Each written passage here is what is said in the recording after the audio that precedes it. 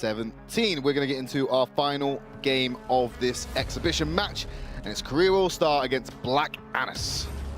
We are waiting to see what the band's going to be. We think it's going to be a little bit more serious. This game, L'Oreal and Murad are going to be the first two bands. The Slims coming out as well, so it does look to be slightly more competitive on this one. Yeah, Murad, L'Oreal, Zil, all being banned out so far. Both these teams did beat the SEA Monsters, who were an influencer team, but these guys all have professional experience.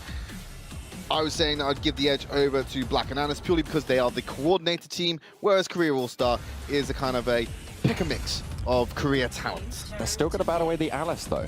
So this is something that we don't see in the Asian regions in the AIC. Obviously maybe something that is prioritized in China a little bit more heavily and banned away, but that does leave open the Violet. Yeah, Violet has been let through a couple of times earlier on in the AIC tournament. Incredibly strong marksman with that range, and especially when it ramps up into the late game, becomes an absolute powerhouse. Oh, that's a dastardly powerhouses getting locked in. Zil and Ryoma given over to Black ANANAS, but there's still very, very strong picks on the board available for Korea All-Stars. This is a very open draft phase. Ari and Malok being hovered. Malok probably going to be locked in as well. So Diet Murad and Ryoma going to be the first picks for Black ANANAS. And so we know the strength of Ryoma, still got that 100% pick ban ratio, credible split pusher, credible duelist, and can apply AoE pressure when it comes down to the team fights. And then on the side of Korea All-Star, Ari going to take a time to ramp up, got that powerful stun and the mobility to take out any target she so pleases to. And, well, Malok is just a giant, hungering fire monster who's going to dive around the map and generally siphon your soul until there's nothing left. See what they're able to come up against that. That's a pretty fearsome opponent, but Ormar does get locked in the Lubu as well, so a lot of brawlers going on for the side of Black ANANAS. We saw a lot of Ormar and Malok being taken on the red side first pick, because obviously you get two picks on red side. Usually work very well with each other, because if you have Malok's knock up and you pop Ormar's ultimate as well, you've got that AoE damage coming out. It's a nice combo to pull off that's very simple, and they've got the durability to survive being in the front line. Then you throw Lubu into the mix, another lane pressure hero. He's got it early game, he's got the chase potential. We kind of always put Ryoma, Lubu, and Zuka into the same category of hero. They operate in similar roles. Yeah, we'll see. Okay, so Korea All-Stars probably looking to pick up a tank in their final rotation, and the Chaognar being hovered as well. We've seen him being played pretty much 100% of the time. So today, I think we've seen him played 100%. 100% of the time today, yes, you are correct. He's going to go into that mid lane role and act as that mid laner. Going to have Thane probably sticking around there in the mid just to help him out a little bit in the early game. And I think it's a wise decision that Black ANANAS banned out the Alice, because I think they would have incorporated Alice into their lineup if it was not taken away from them. Yeah, potentially taking it over the Thane, or maybe changing their pick on the Aerie to accommodate that. Well, Alice in the roster. If Alice wasn't banned, Violet would have been. So I would say that Violet would have been swapped out for the Alice, because you still need some extra mobility and something to dive onto the backline, and Aerie can do that. But typically, if Alice wasn't banned, I would have expected Violet to be. If Violet was open, I think you still run this even if Alice is available. But then would Black ANANAS have taken that Alice in their first rotation? Because obviously they're giving it massive priority, putting a ban onto it. Maybe they put priority to take a pick on it, even if they don't want to play against it. But you're never going to first pick the Alice. So I don't understand the logic behind that. You brought that up before. So, but it's potential. We haven't seen any of these Chinese players. I just don't think they want to play against it. And I have a feeling if I looked into the Chinese region a little bit more, Alice would probably be an impact pick that's often played against teams that's like an enabler of the heroes like Chaognar, like L'Oreal. I don't think that Black ANANAS wanted to play Alice. And I don't think they trusted themselves to be able to deal with what Korea All-Stars, especially considering you've got Roro on there, who is the Alice player when Day 5 run their L'Oreal Alice compositions. We'll see if they're able to wage war effectively against each other. It is going to be Black ANANAS taking on the Korean All-Stars in the arena of Valor in our final event match. Gonna charge it, run it down mid to kick things off. Staying together as units, but it's push priority for Black Ananas. And here's the engagement straight off the bat. Oh, we've seen some very fast engagements in all of these event matches so far, but that's probably the least bloody of them all so far. Just rotating back, and Roro again trying to take the presence in that side brush in mid. Has to give it over though to the Orma. We see Thane and Orma dueling all the time for these mid lane brushes. They've actually put the Chalgar into that top lane rather than being in the mid, but Thane's still hovering around there, just really being there for vision and support if anyone else happens to get caught out. But here's a rotation from Malok to the bot lane onto Lubu. Yeah, they are going to try and go for the dive. It's not really going to come to anything though. They're just back off. Probably couldn't really dive the Lubu this early anyway without Malok's ultimate and without Ares' ultimate as well for the lockdown. Probably not the wisest decision, and of course that knock up from Lubu can CC you under the turret, which is exactly where you don't want to be stopped. Fei gonna pick up that Might buff, or sorry, the Sage buff over on that Zil. Roro will dash out to safety. So not a lot of successful map movements happening at the moment. A lot of swings and misses from both Black Ananas and Career All-Star. That's not so much a jab at these respective teams, their ability. It's a credit to each other's opponents, respectively, that they're able to put themselves in situations where they're not falling prey to these roams. Ooh, All Might dashes in, tries to get the stun off and manages to get Penguin and Horror, but doesn't have the backup ready. But Korean All-Stars do rotate in nicely.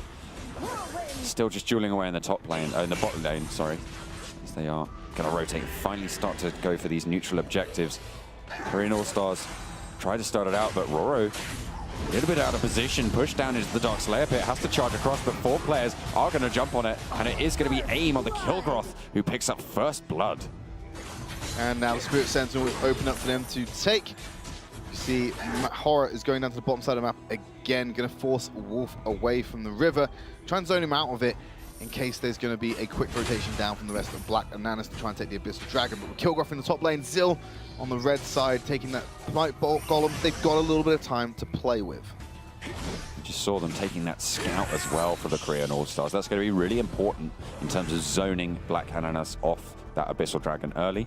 Sun looking for a pick off onto Wolf. The stun does go through, but not much more than that, as Roro wasn't quite close enough to get the knock up or go for the charge, especially against the Lubu as well. Very fearsome opponent as their ultimates are starting to come up onto the table.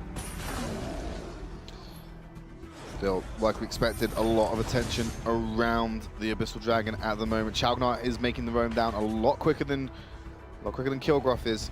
So might get some pressure on that mid lane, get the mid priority, or at least de-push the wave that Black Ananas are trying to push in themselves, and then make their move towards that Abyssal Dragon, try and contest it. But what they need to be careful of in these fights is that they're able to lock down Fei before he can shred through everyone. You gotta remember, SS520 got an AoE stun, and here might be the fight. Malok jumps in, gets a 3-man knock-up, and Korean All-Stars wage war in the bot lane. It's going to be top to full, and now they have the position if they choose to go for the Abyssal Dragon. Don't think Black Ananas really can contest this. You've got Fei down very low. Wolf actually taking a beating underneath the turret as well. They have to back all the way off. Got Ryoma trying to go for the duel, but taking too much damage. Fei now back to full HP, because of course he did base. AIM trying to jump onto Berry, but not enough damage just yet, or maybe Berry's just too tanky at the moment for them to go for that one. The bot turret for Black Ananas does fall, and the Abyssal Dragon still stands. Not as prioritized as we've seen it in previous games, and I think that's to do with the fact that no one has that clear advantage, so I don't think they want to take the risk yet. And the fights have been so stalematy with few deaths on either side that it could be a long engagement. It might actually be more efficient to just go to the waves and farm, because you're gonna miss out on so much by sticking around and taking this long fight this early on. Black Ananas gets spotted out in their own jungle. Spirit Sentinel is back up before the Abyssal Dragon actually went down, so neither team able to go in for these neutral objectives. It's at the point now that people like Aerie and Lubu certainly can solo out this Abyssal Dragon, so if you leave them alone for too long, they will be prioritizing those objectives. Just trying to get pressure on the top of the map, still running as a duo, Chalgnar and Violet. Just pressuring away from the Spirit Sentinel. Make sure they grab that for their team. It's gone over to Violet. Ooh, looking for the engage. Skirmishes erupting sort of all across the river. Finally, Roro finds a decent knock-up. Airy on the sidelines as well. Will be able to find one. And there's Malok as well, as they just continue to fall. And Black Ananas just take a beating in the fight around the Spirit Sentinel. So Malok and Airy there had a beautiful dive combination. Airy locked him up with a stun. Malok followed up with his own ultimate. I believe he cast it before Airy went with the stun. So he took the initiative to lock him up and make sure the knock-up followed through. And that layered CC kicked in. It's so important to allow that to happen when you've got someone like Airy in the mix, especially with Malok, because he needs his spell rotation to truly get in there and chunk those health bars. Abyssal Dragon is available, and when you've got Malok and Airy nearby, it's potential to go for it. But again, they're just falling back. They don't want to prioritize that just yet. They have their lead. They don't need to go for the fight. What they want to do is find more fights like that. Because, of course, those knockups from the Roro have been so impactful so far in these fights. He's been getting 2, 3, 4-man knockups, and they're collapsing now onto Berry in the top lane. He doesn't have a knockup to try and save his bacon, but he is just going to run away. He does have Penguin with him. You can't underestimate the damage that Violet can put out, even at this point in the game. And here come the reinforcements from day 5. Oh, Thane is lining this one up. He's going to try and go for the knockup, but doesn't actually manage to land it on anyone. But Horus waiting in from the sides, trying to push on towards the Violet. Will be Feifei finally able to pick up a kill in this game, but the triple kill onto the Malok is going to be the headline of that fight. They are just chasing Feifei down, and I can't believe it's not Murad is in a bit of trouble. I'm honestly surprised. I think the headline of that fight was that Penguin isolated himself with his movements to try and pincer them in the bush and keep them in the lane. That's not the job of Violet to do that. It should be one of your tanks that's forcing a positional error from the enemy team. By doing that, it just enabled Zil to force her down further away from the rest of the team and get that solo kill. They propped Darkslayer on the chase of Feifei, but they're just like, okay, oh, we propped it. Do we want to do it? Yeah, let's do it. Yeah, all right, okay, cool. 7-minute Darkslayer, why not? Against the Korean All-Star squad. Sorry, for the Korean All-Star squad, as they are really putting the hurt on Black Ananas. And they're starting to pull away with this game, which I think says a lot about the Korean region.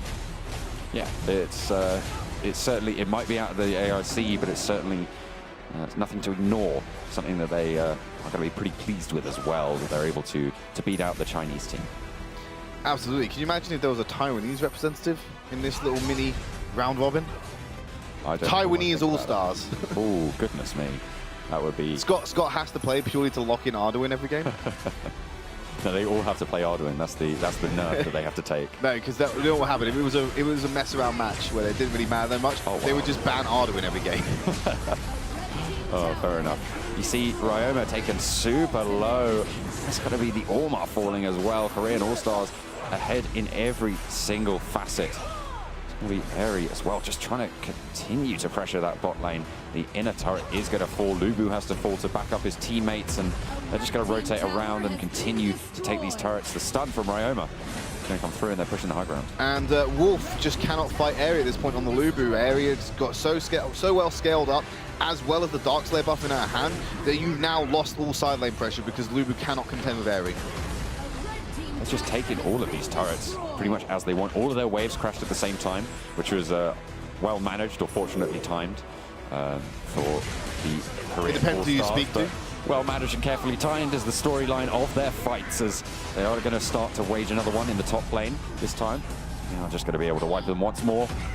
Double kill for the Violet, finally able to close out the last kill for the Ace. A 9-minute game, potentially a lot shorter than we were thinking, and the Korean All-Stars are unstoppable in this matchup field. Well, all those games were incredibly short. They were came across as very one-sided across the board, but that is it. Korea All-Stars have won the exhibition event with a 2-0 scoreline. Everyone else either went 0-2 or a 1-1 scoreline for Black Ananas. Yeah, they are definitely reigning champs here. It's kind of... Well, I'm glad Korea won something. They get something to be proud of. China, obviously not managing. They did manage to beat Southeast Asia, but you know that. To be honest, we could probably find a team in this room of people who could beat that Southeast Asian squad.